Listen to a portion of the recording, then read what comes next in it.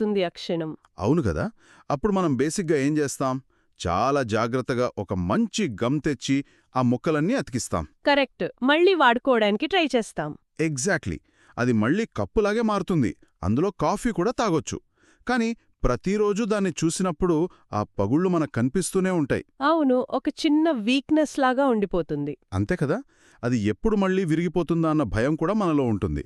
అయితే మన శరీరంలో ఒక ఎముక విరిగితే జరిగే ప్రాసెస్ పూర్తిగా వేరట. ఓ, ఎలా అంటారు? అంటే ఒక ఎముక విరిగితే శరీరం అక్కడికి కొత్త కణాలను, కాల్షియంను పంపిస్తుంది. కొన్ని వారాల తర్వాత ఆ ఎముక అతుక్కున్నాక ఎక్కడైతే విరిగిందో ఖచ్చితంగా ఆ ప్లేస్ మునుపటి కంటే మరింత మందంగా, చాలా దృఢంగా మారుతుందట. వావ్, ఇది మెడికల్ ఫ్యాక్ట్ కదా. అవును. మరి ఒక చిన్న ఎముకకే విరిగిన తర్వాత మరింత బలంగా మారే లక్షణమున్నప్పుడు, తీవ్రమైన కష్టాలు, ఊహించని నష్టాలు ఎదురై మన మనస్సు ముక్కలైనప్పుడు మనం ఎందుకు ఆ పగిలిన కాఫీ కప్పులానే ఆలోచిస్తున్నాం? ఎందుకు మరింత బలంగా మారలేము?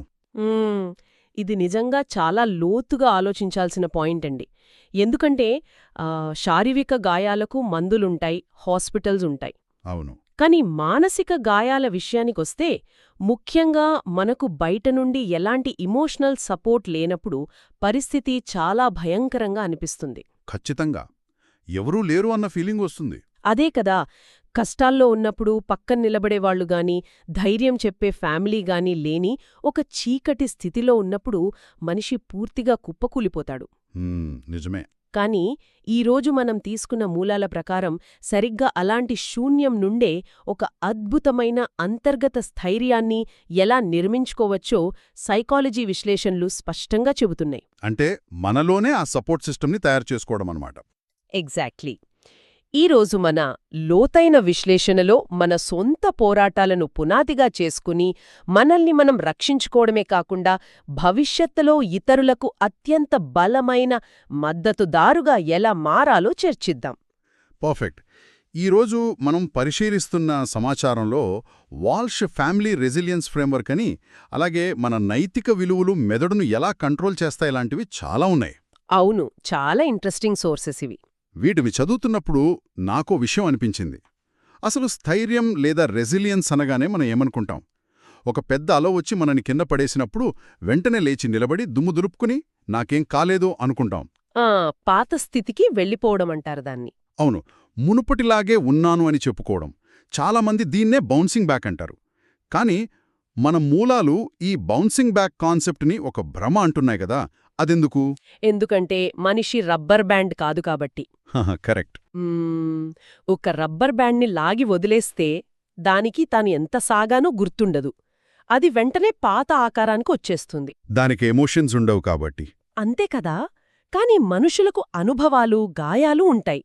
ఒక తీవ్రమైన ఆర్థిక నష్టం లేదా అత్యంత ప్రియమైన వారిని కోల్పోవడం లాంటివి జరిగినప్పుడు ఆ ఎక్స్పీరియన్స్ మనల్ని మూలాల నుండి మార్చేస్తుంది. ఖచ్చితంగా మార్చేస్తుంది. ఆ తరువాత కూడా నేను పాతలాగే ఉంటాను, అంతా మామూలే అని నటించడమంటే మనల్ని మనం మోసం చేసుకోవడమే. అదొక నిరంతర సంఘర్షణకు దారితీస్తుంది. ఓ, అంటే లోపల బాధను దాచిపెట్టి బయట నార్మల్గా నటించడమన్నమాట. అవును. అందుకే వాల్ష్ ఫ్రేమ్వర్క్ బౌన్సింగ్ ఫార్వర్డ్ అనే ఒక కొత్త కాన్సెప్ట్ని తీసుకువచ్చింది. బౌన్సింగ్ ఫార్వర్డ్ వినడానికి బాగుంది. అంటే ఏంటి? అంటే ఆ విరిగిపోయిన పాత ముక్కలను మళ్లీ పాత ఆకారంలోనే అతికించడానికి ట్రై చేయడం కాదు, ఆ ముక్కలతో ఒక కొత్త ఆకారాన్ని, మరింత మెచ్యూర్డ్గా ఉండే ఒక కొత్త వ్యక్తిత్వాన్ని నిర్మించుకోవడం. ఒక్క నిమిషం, ఇక్కడే నాకు కొంచెం డిఫరెంట్ ఒపీనియన్ కలుగుతోంది. చెప్పండి. ఈ బౌన్సింగ్ ఫార్వర్డ్, రూపాంతరం చెందడం, ఇదంతా వినడానికి చాలా మోటివేషనల్గా ఉంది. కానీ ఒక వ్యక్తి అప్పులోనూ తీవ్రమైన డిప్రెషన్లోనూ ఉన్నప్పుడు నువ్వు ఈ కష్టంతో కొత్తగా మారిపోవాలి అని చెబితే అదొక రకమైన టాక్సిక్ పాజిటివిటీలా అనిపించదా?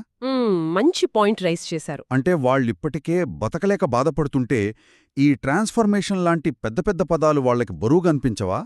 కనీసం ప్రాణాలతో నిలబడడం కూడా గొప్ప విషయమే కదా అప్పుడు. మీరడిగింది చాలా వాస్తవికమైన ప్రశ్న.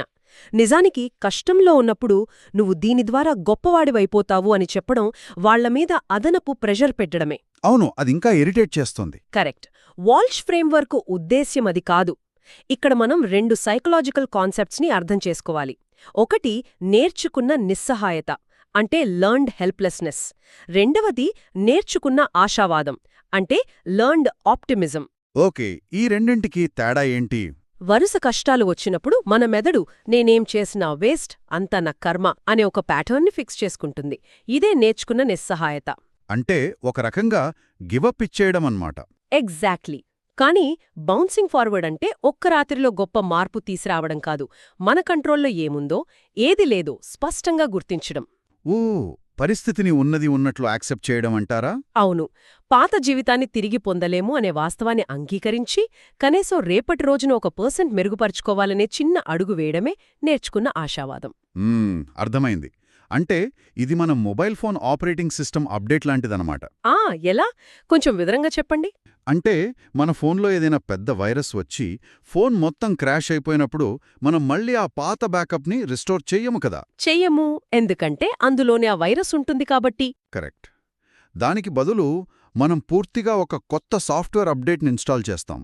ఆ కొత్త అప్డేట్ చూడ్డానికి పాతదాన్లా ఉండకపోవచ్చు, కొన్ని ఫీచర్లు మారచ్చు, కానీ అది ముందు కంటే సెక్యూర్గా ఉంటుంది. అద్భుతమైన పోలిక ఇది. ఖచ్చితంగా అంతే. మనసు కూడా కష్టాల తర్వాత ఈ సాఫ్ట్వేర్ అప్డేట్ లాగానే మారాలంటారు, అంతేనా? అవును. పాత బ్యాకప్లోకి వెళ్లడమే బౌన్సింగ్ బ్యాక్ అయితే, కొత్త అప్డేట్తో ముందుకు వెళ్లడమే బౌన్సింగ్ ఫార్వర్డ్. బావుంది. కానీ ఇక్కడ నాకో డౌట్. ఏంటది? మొబైల్కైతే ఇంటర్నెట్ నుండి అప్డేట్ డౌన్లోడ్ అవుతుంది, కానీ ఒక మనిషి ఎవరి సపోర్ట్ లేని చీకటి గదిలో ఉన్నప్పుడు అతనికి ఆ కొత్త అప్డేట్ని రాసే కోడ్ ఎక్కడి నుండొస్తుంది? చాలా మంచి ప్రశ్న. ఆ కోడ్, ఆ బలమైన పునాదే మన నైతిక విలువలు అంటే మోరల్ వాల్యూస్. నైతిక విలువల? అవును. సంక్షోభంలో ఉన్నప్పుడు మనకు దారిచూపే ఎమోషనల్ కంపాస్ ఈ విలువలే అని మన మూలాలు స్పష్టం చేస్తున్నాయి. సో మన కొత్త సాఫ్ట్వేర్కి కావాల్సిన కోడ్ మన నైతిక విలువలలో ఉందంటారు. ఖచ్చితంగా. మన సమాచారం ప్రకారం సానుభూతి అంటే ఎంపతి, పట్టుదల మరియు గౌరవం, ఈ 3 విలువలు చాలా కీలకమనుంది. కానీ నేనిక్కడ నిజాయితీగా ఒక ప్రశ్న అడగాలి. తప్పకుండా అడగండి. నేను పీకల్లోతు కష్టాల్లో ఉన్నాను, అడుగడుగుదా అవమానాలెదురవుతున్నాయి. అలాంటి టైంలో గౌరవం, సానుభూతి అనే మాటలు కేవలం పుస్తకాల్లో చదువుకోవడానికి మాత్రమే పనికొచ్చే లగ్జరీగా అనిపించవా? చాలామందికి అలానే అనిపిస్తుంది. అంటే నా జీవితం కాలిపోతుంటే ఎదుటివాడి మీద సానుభూతి చూపించడం వల్ల నా ఒత్తిడి, నా బీపీ ఎలా తగ్గుతాయి అసలు? దీని వెనుక లాజిక్ ఏంటి? చాలామంది నైతిక విలువలను కేవలం ఒక ఫిలసఫీలాగానూ చూస్తారు. కాని దీని వెనుక చాలా స్పష్టమైన, ప్రయోగాత్మకంగా ప్రూవైన న్యూరోసైన్స్ దాగుంది. ఓ, సైన్స్ ఉందా దీని వెనుక? అవును. మనకు తీవ్రమైన ఆపద వచ్చినప్పుడు మన మెదడులోని అమిగ్డాలా అనే పార్ట్ వెంటనే యాక్టివ్ అవుతుంది. Amygdala, okay. ఇది లక్షల ఏళ్ల క్రితం మనిషి అడవుల్లో ఉన్నప్పుడు ఒక పులి ఎదురైతే ప్రాణాలు కాపాడుకోవడానికి ఏర్పడిన ఫైట్ ఆర్ ఫ్లైట్ మెకానిజం. అంటే అలారం సిస్టమ్ లాంటిదా? ఎగ్జాక్ట్లీ. ఈ అమిగ్డాలా యాక్టివ్ అవ్వగానే మన గుండె వేగం పెరుగుతుంది, శ్వాస ఫాస్ట్ అవుతుంది, ముఖ్యంగా తార్కికంగా ఆలోచించే మెదడు భాగం ముడుచుకుపోతుంది. అంటే మన లాజికల్ థింకింగ్ ఆగిపోతుందన్నమాట. అవును. అందుకే కష్టంలో ఉన్నప్పుడు మనం గందరగోళంగా, కోపంగా ప్రవర్తిస్తాం. మరి దానికి ఈ సానుభూతికి, గౌరవానికి సంబంధం ఏంటంటారు? అక్కడికే వస్తున్నాను. మన మెదడులో లాజికల్గా, వ్యూహాత్మకంగా ఆలోచించే భాగాన్ని ప్రీఫ్రంటల్ కార్టెక్స్ అంటారు. Prefrontal cortex. ఓకే. మీరు కష్టంలో ఉన్నప్పుడు ఎప్పుడైతే కావాలని ఒక నీతిక విలువను ఆచరిస్తారో, ఉదాహరణకు మిమ్మల్ని విమర్శించిన వ్యక్తిపై కోపగించుకోకుండా అతని పరిస్థితిని అర్థం చేసుకుని సానుభూతి చూపిస్తారో, అప్పుడు ఒక అద్భుతం జరుగుతుంది. ఏం జరుగుతుంది మెదడులో? సానుభూతి అనేది సహజమైన రిఫ్లెక్స్ కాదు కదా, అదొక కాంప్లెక్స్ థింకింగ్ ప్రాసెస్. దాన్ని ప్రాసెస్ చేయడానికి మెదడు తన రక్త ప్రసరణను అమిగ్డాలా అంటే ఆ భయం నుండి ప్రీఫ్రంటల్ కార్టెక్స్కి మళ్లించాల్సిందే. వావ్, ఇది నిజంగా మైండ్ బ్లోయింగ్ పాయింట్. అవును కదా. అంటే సానుభూతి అనేది కేవలం ఎదుటివారి మీద జాలి పడడం కాదు, ఇది మన మెదడులోని పానిక్ బటన్ని ఆఫ్ చేయడానికి వాడే ఒక స్విచ్ లాంటిదన్నమాట. కరెక్ట్.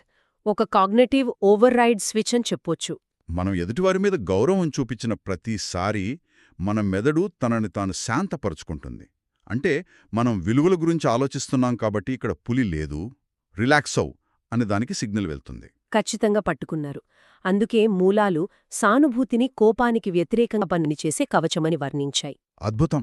కష్టకాలంలో ఎవరైతే తమ విలువలపై నిలబడతారో వాళ్లు భౌతికంగా నష్టపోయినా మానసికంగా ఎప్పటికీ స్థిరంగా ఉంటారు. వాళ్ళకి గందరగోళం తడ్డి ఒక క్లారిటీ వస్తుంది. అంటే ఏం చేయాలో ఒక ప్లాన్ రూపుదిద్దుకుంటుందన్నమాట. అవును. ఇది కేవలం ఒక వ్యక్తికి మాత్రమే కాదు, మొత్తం కుటుంబానికి వర్తిస్తుంది. అందుకే ఫ్యామిలీస్ క్రైసిస్లో ఉన్నప్పుడు అందరూ కలిసి ఒక మిషన్ స్టేట్మెంట్ రాసుకోవాలని పరిశోధకులు సూచిస్తున్నారు. మిషన్ స్టేట్మెంట్ అంటారా? ఇది కార్పొరేట్ కంపెనీల వెబ్సైట్లలో ఉండేది కదా, ఇది కుటుంబాలకెలా పనిచేస్తుంది? అంటే ఇది చాలా ప్రాక్టికల్ పద్ధతండి. ఉదాహరణకు, మన కుటుంబం ఎన్ని కష్టాలొచ్చినా నిజాయితీని వదులుకోదు, లేదా మనం ఒకరికొకరు ఎప్పుడూ అండగా ఉంటాం అనొక స్టేట్మెంట్ రాసి పెట్టుకోవడం. ఓ, అదొక నావిగేషన్ సిస్టంలా పనిచేస్తుందన్నమాట. అవును. అంతేకాదు, రీసెర్చ్లో ఫ్యామిలీ మస్కట్ గురించి కూడా ప్రస్తావించారు. మస్కట్ అంటే ఏదైనా బొమ్మలాంటిదా? కరెక్ట్. ముఖ్యంగా ఇంట్లో పిల్లలున్నప్పుడు వారికి విలువల గురించి పెద్ద పెద్ద లెక్చర్లిస్తే అర్థం కాదు కదా. అవును, బోరు కొడుతోంది వాళ్ళకి. అందుకే ఏదైనా జంతువు బొమ్మనో తీసుకుని, చూడు ఈ సింహం బొమ్మలాగా మన కుటుంబం ఎప్పుడూ ధైర్యంగా ఉంటుంది అని ఒక భౌతికమైన వస్తువుకు మన విలువలను కనెక్ట్ చేయడం. భలే ఉందే ఐడియా. ఇలా చేయడం వల్ల పిల్లలకి ఆ వాల్యూస్ బాగా గుర్తుంటాయి. ఖచ్చితంగా లోతుగా నాటుకుపోతాయి. అంటే గాలివానలో చిక్కుకున్న పడవకు దారి చూపే లైట్ హౌస్ లాంటిదన్నమాట ఈ మిషన్ స్టేట్మెంట్. చాలా చక్కగా చెప్పారు. సరే, ఇప్పుడు ఈ డిస్కషన్ని కొంచెం ముందుకు తీసుకెళ్దాం. వాల్స్ ఫ్రేమ్వర్క్ ద్వారా మనం అప్డేట్ అవ్వాలని తెలుసుకున్నాం. అవును. విలువల ద్వారా ఆ అప్డేట్కి కావాల్సిన కోడేంటో, అది మన న్యూరాలజీని ఎలా మారుస్తున్నో కూడా అర్థం చేసుకున్నాం. హ్మ్. కానీ ఈ కోడ్ రన్ అవ్వాలంటే బ్యాటరీ కావాలి కదా. ఖచ్చితంగా కావాలి. నేను నా కుటుంబాన్ని కాపాడుకోవాలి, ఇతరులకు అండగా నిలబడాలి అని అనుకుంటున్నాను. కానీ నా దగ్గర శక్తే లేదు, నా బ్యాటరీ డెడ్ అయిపోయింది, బయటనుండి ఎలాంటి సపోర్ట్ లేదు. ఇలాంటి టైంలో ఇతరులకు నేను ఎలా హెల్ప్ చేయగలను? ఇక్కడే మనం మాట్లాడుకోవాల్సిన అత్యంత ముఖ్యమైన టాపిక్ వస్తుంది. అదే స్వీయ సంరక్షణ. ఇంగ్లీష్లో సెల్ఫ్ కేర్ అంటాం. ఓకే. దీనికి కనెక్ట్ అయ్యున్న సమాంతర ప్రక్రియ అంటే ప్యారలల్ ప్రాసెస్ అనే కాన్సెప్ట్ గురించి మనం తెలుసుకోవాలి. ప్యారలల్ ప్రాసెస్ అంటే ఏంటి? మనం ఇతరులకి అండగా నిలవాలంటే ముందు మనల్ని మనం కాపాడుకోవాలి. మన గురించి మనం చూసుకోవడం అనేది ఒక కోర్ ప్రొటెక్టివ్ రిక్వైర్మెంట్. అది ఒక అవసరం. కానీ మన చుట్టూ ఇల్లు తగలబడిపోతుంటే, లేదా మన పిల్లలు ఎంతో బాధలో ఉన్నప్పుడు, ఆగండి నేను కాసేపు రెస్ట్ తీసుకుంటాను అని సెల్ఫ్ కేర్ పాటించడం చాలా స్వార్థంగా అనిపిస్తుంది కదా. గిల్ట్ ఫీలింగ్ వస్తోందంటారు. అవును, వాళ్ళకి ద్రోహం చేస్తున్నానన్న ఫీలింగ్ చంపేస్తోంది. దాన్నెలా అర్థం చేసుకోవాలి? మీరన్నది నిజమే. చాలామంది సెల్ఫ్ కేర్ అనగానే అదేదో స్పాకి వెళ్లడమో లాంటి లగ్జరీ అనుకుంటారు. కానీ సైకాలజీలో దీని మీనింగ్ అది కాదు. మరేంటి? ఇక్కడ సమాంతర ప్రక్రియ ఎలా పనిచేస్తుందంటే, మీరు ఎమోషన్స్ని ఎలా హ్యాండిల్ చేస్తున్నారో మీ చుట్టూ ఉన్నవారు ఆటోమేటిక్గా అదే పద్ధతిని కాపీ కొడతారు. ఓహో, అంటే పిల్లలు మనల్ని చూసి నేర్చుకుంటారంటారా? అవును. మీరు లోపల భయపడుతూ పైకి నవ్వుతూ కవర్ చెయ్యాలని చూస్తే మీలోనే ఆ టెన్షన్ వారికి ఇట్టే తెలిసిపోతుంది. వాళ్లు కూడా భయపడతారు. దీన్నే ఎమోషనల్ కంటాజియన్ అంటారు. అచ్చా, అంటే మన ఎమోషన్స్ ఒక అంటువ్యాధిలాగా పక్కవాళ్లకు స్ప్రెడ్ అవుతాయన్నమాట. ఎగ్జాక్ట్లీ. దీన్ని ఒక ఫిజికల్ ఎగ్జాంపుల్తో చెప్పాలంటే, ఒక భూకంపం వచ్చినప్పుడు ఒక పెద్ద బిల్డింగ్ని మోస్తున్న పునాది స్తంభాలను ఊహించుకోండి.